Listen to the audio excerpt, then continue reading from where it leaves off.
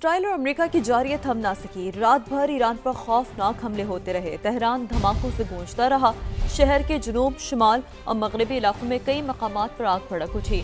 Mehrabad airport पर भी हमला किया गया। मजीद 80 अफराद शहीद हो गए। तादाद 1332 हो गई।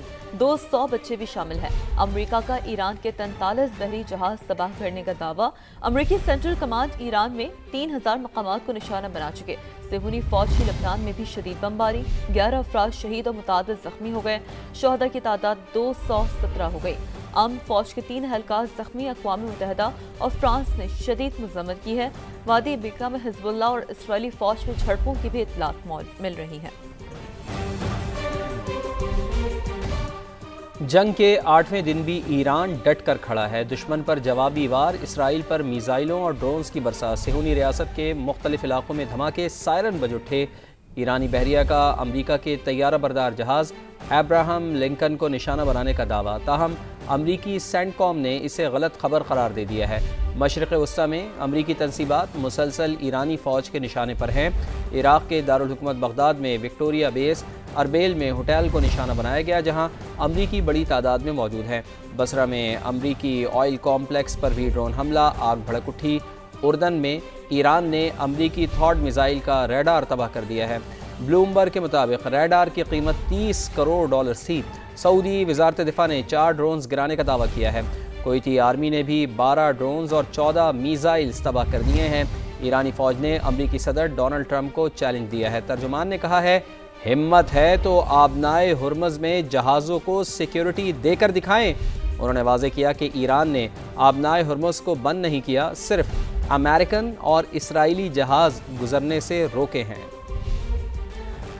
पेट्रोलियम मसनूआत की कीमतों में इजाफे के बाद महंगाई का तूफान। ट्रांसपोर्टर्स ने किरायों में अज खुद बड़ा इजाफा कर दिया। मुख्तलिफ शहरों में हमारे नुमाइंदगान मौजूद हैं, उनसे बात करेंगे। कराची में पब्लिक ट्रांसपोर्ट का 20% किराया बढ़ाया गया है, जबकि लाहौर में भी ट्रांसपोर्टर्स की मनमानियां चल रही हैं। फिर फैसलाबाद, मुल्तान, पेशावर में भी ट्रांसपोर्टर्स ने किराए बढ़ा दिए हैं। बिल्कुल, तो समा के रिपोर्टर्स मुख्तलिफ शहरों से हमें ज्वाइन कर चुके हैं। कराची से साथ हासिल होगा खुर्शीद आलम का। लाहौर की क्या सूरत हाल है, उस्मान अलीम से जानेंगे। फैसलाबाद की बात करेंगे, रिदा सिंधु हमें ज्वाइन कर चुकी हैं। मुल्तान से मकसूद चौहान से जानने की कोशिश करेंगे वहाँ क्या सूरत हाल है। और पेशावर में अब्दुल रहमान हमारे साथ मौजूद हैं। सबसे पहले शहर क़ायद की बात करते हैं। खुर्शीद, आप बताइएगा, मनमाना इजाफा कर दिया गया है ट्रांसपोर्टर्स की जानिब से, शहरी क्या कहते हैं? देखिए, शहरी सवाए परेशानी के इजहार के और कुछ नहीं कर सकते। और हमने देखा है कि शहर के अंदर चलने वाली जो ट्रांसपोर्ट है, मुख्तलिफ बसें, मिनी बसें, कोचेज़, उन्होंने 10 से 20 रुपये फ़ी जो मरहला होता है उसमें इजाफा किया। और इसी तरह अगर हम बात करते हैं कराची से दूसरे शहरों की जानिब रवानगी का, तो उसमें भी इजाफा हो चुका है। और उस हवाले से मैं आपको बताऊं कि कराची से हैदराबाद का जो किराया पहले 600 रुपये लिए जा रहा था, अब उसमें 200 रुपये और कहीं कहीं 100 रुपये का फिल वक्त इजाफा किया जा चुका है। इसी तरह कराची से हैदराबाद के बाद जो सूरत हाल है, लाहौर का किराया 7000 था, जो अब कुछ जगहों पर ट्रांसपोर्टर ने उसे बढ़ाकर 8000 कर दिया है। जबकि अगर हम बात करते हैं अंदरूनी सिंध के मुख्तलिफ शहरों की, तो कराची से बदीन का किराया जो 1100 रुपये लिया जा रहा था, उसमें भी 150 का इजाफा हुआ है, अब वो 1250 रुपये हो चुका है। मिट्टी का किराया 1400 रुपये था, जो 1550 कर दिया गया है। और अगर हम बात करते हैं मीरपुर खास की, तो 1000 रुपये उसका किराया था, उसमें भी 150 रुपये का इजाफा देखा गया है। जिन लोगों से हमारी बात हुई है, ट्रांसपोर्टर्स का खासतौर पर यह कहना है कि इजाफा जाहिर है कि वो अपनी जेब से पूरा नहीं कर सकते, किराया बढ़ाना नागुज़ीर है। उनका ये भी कहना था अगर आइंदा दिनों में भी अगर पेट्रोलियम मसनूआत की कीमतों में इजाफा होगा, तो उसी शरह से किरायों में भी इजाफा किया जाता रहेगा। जी, लेकिन वो किराए का जो इजाफा है वो भी एक हद तक होना चाहिए। लाहौर की बात कर लेते हैं, उस्मान अलीम हमारे साथ मौजूद है। उस्मान, लाहौर की क्या सूरत हाल है, यहाँ पर कितने फीसद किराया बढ़ाया गया है? जी बिल्कुल, लाहौर में भी यही समझे तकरीबन 15 से 20% किराया जो है वो बढ़ाया गया है, क्योंकि रात गए पेट्रोलियम मसनूआत की कीमतों में इजाफा हुआ। तो सरकारी सतह पर अभी तक जो नई लिस्टें हैं वो जारी नहीं की गई, लेकिन ट्रांसपोर्टर्स ने मनमानी करते हुए खुद मुख्तलिफ शहरों को जाने वाली पब्लिक ट्रांसपोर्ट जो है उसके किरायों में 300 से 500 रुपये तक इजाफा कर दिया। सबसे ज़्यादा इजाफा जो है वो लाहौर से कराची के किराए में जो है वो किया गया है, जिसकी अगर बात की जाए तो मुख्तलिफ कंपनियाँ जो कैटेगरी के हिसाब से 7, 8 और 9 हज़ार रुपया किराया वसूल कर रही थी, उन तमाम ने 500 रुपये तक इजाफा जो है वो कर दिया है। इसी तरह अगर लाहौर से हैदराबाद की बात कीजिए, जिसका किराया पहले 6800 रुपया वसूल किया जा रहा था, वो अब 7100 रुपया यानी कि 300 रुपया इजाफा इसमें भी कर दिया गया। लाहौर से सक्कर का पुराना किराया जो कि 3850 रुपये था, इसको बढ़ाकर 4050 रुपये यानी कि 200 रुपये इजाफा इसमें कर दिया गया। ना सिर्फ ये पब्लिक ट्रांसपोर्ट बल्कि गुड ट्रांसपोर्ट से भी हमारी बात हुई तो उनका भी यही कहना था कि ये किराए जो हैं गुड ट्रांसपोर्ट के भी बढ़ेंगे और जो मुख्तलिफ शहरों से लाहौर आने वाली अशिया ज़रूरियाँ हैं, जिसमें दालें हैं और इस समेत मुख्तलिफ सब्जियाँ और फल हैं, उनकी कीमतों में भी होशरुबा इजाफा देखने में नज़र आएगा। चूँकि पब्लिक ट्रांसपोर्टर्स के साथ साथ जो गुड ट्रांसपोर्टर्स हैं उन्होंने भी अंदिया दे दिया है कि किराए हैं वो बढ़ा दिए जाएंगे, चूँकि डीजल और पेट्रोल की कीमतों में जो है वो 55 रुपये तक इजाफा देखने में नज़र आया है, जो कि यानी कि बहुत ज़्यादा है। और इसके मुताबिक ही जो किराए हैं ना सिर्फ पब्लिक बिल्कुल ऐसा ही है, बहुत ज़्यादा इजाफा है, अवाम इससे मुस्तरद कर रहे हैं। साथ ही मौजूद रहेगा शहर इक़्तिदार की बात कर लेते हैं, उमर बिन आसिफ वहाँ से हमारे साथ मौजूद हैं। उमर, इस्लामाबाद की अगर हम बात करें तो वो तो है ही शहर परदेसियों का, लोगों का बहुत फ्रीक्वेंट ट्रैवल होता है, तो कितने ज़्यादा शहरी परेशान हैं, ट्रांसपोर्टर्स ने कितना इजाफा किया है यहाँ किराए में? देखिए, शहर इक़्तिदार की इस टाइम बात की जाए तो पहले पेट्रोल पंप्स का जिक्र करते हैं, जहां कल रात लंबी लंबी लाइनें लगी हुई थी पेट्रोल भरवाने के लिए, लोगों ने काफ़ी देर इंतज़ार किया। इस टाइम देखें तो जो शहर इक़्तिदार है, ऐसे 7 जुड़वा शहर रावलपिंडी, यहाँ पे पेट्रोल तो अवेलेबल है पेट्रोल पंप्स पर, लेकिन ख़रीदार ना होने के बराबर। ख़ासकर इसमें जो ख़रीदार थे वो मोटरसाइकिल सवार थे, जो काफ़ी परेशान नज़र आते हैं इस टाइम। अगर कोई सीधा मोटरसाइकिल सवार पेट्रोल भरवाने भी आता है तो उसका यही कहना है कि जो पेट्रोल वो 2 से 3 दिन इस्तेमाल कर पाते थे, अब 1 से 1.5 दिन ही इस्तेमाल कर पाएंगे और इसमें भी उन्हें शदीद मसाइल का सामना करना पड़ रहा है। साथ साथ अगर आप शहर के अंदर चलने वाली ट्रांसपोर्ट मेट्रो के अलावा देखें, जो टैक्सीज चलती हैं या दीगर छोटे रूट्स, ठीक है, इस हवाले से आपसे मजीद अपडेट्स हासिल करेंगे। एक बड़ी अहम खबर सामने आ रही है, GHQ हमला केस के हवाले से 47 मुल्ज़िमान को सजा सुना दी गई है। बड़ी अहम इस केस था ये और इसका एक बहुत अहम फैसला अब सामने आया है। GHQ हमला केस 47 मुल्ज़िमान को सजा सुना दी है। मुल्ज़िमान को 10 साल कैद, 5 लाख रुपए जुर्माने की सजा का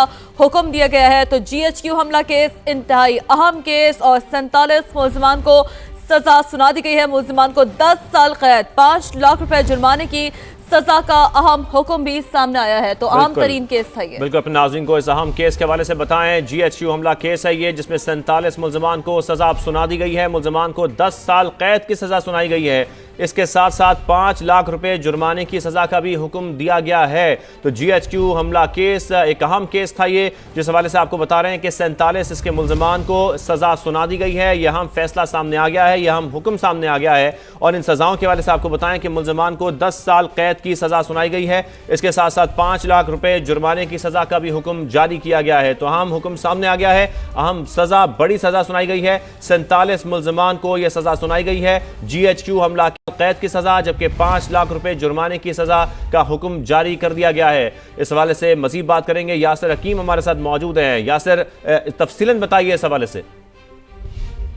देखें, बुनियादी तौर पर ये वो 47 मुल्ज़मान हैं जो अब तक गैर हाज़िर है और मुख्तलिफ मौके पर इनके वारंट गिरफ्तारी भी जारी किए जाते रहे, लेकिन ये अदालत पेश नहीं हुआ। अब इनका ट्रायल इन एब्सेंशिया करते हुए अदालत ने इन 47 मुल्ज़मान को सजा का हुक्म दिया है और ये करार दिया है कि तमाम इन मुल्ज़मान जो अब तक अदालत पेश नहीं हुए, इनके वाले से अदालत ने करार दिया है कि इनको गैर हाज़िरी में 10 साल कैद की सजा सुनाई जाती है।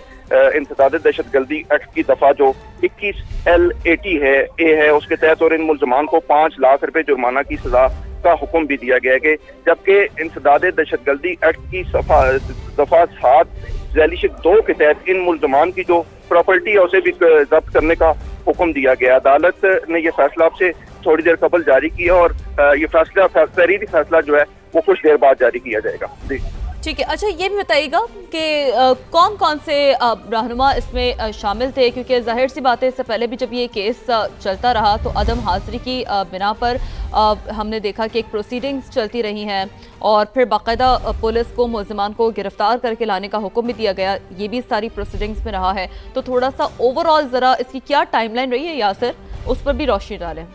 देखें, ये केस तो जो है वो मई 2023 में दर्ज हुआ था और उसके बाद से इसका ट्रायल चलता रहा है, लेकिन ये मुल्ज़मान जो थे वो पहले पेश होते रहे, लेकिन गुज़िश्ता साल से ये मुल्ज़मान तमाम के तमाम जो थे वो मुख्तलिफ दीगर मुकदमात में सजा होने से, दीगर अदालतों में सजा होने के बाद ये यहाँ से गायब हो गए थे और वो मुसलसल इस अदालत में पेश नहीं हो रहे थे, जिसके बायस इनके वारंट गिरफ्तारी भी जारी किए गए थे।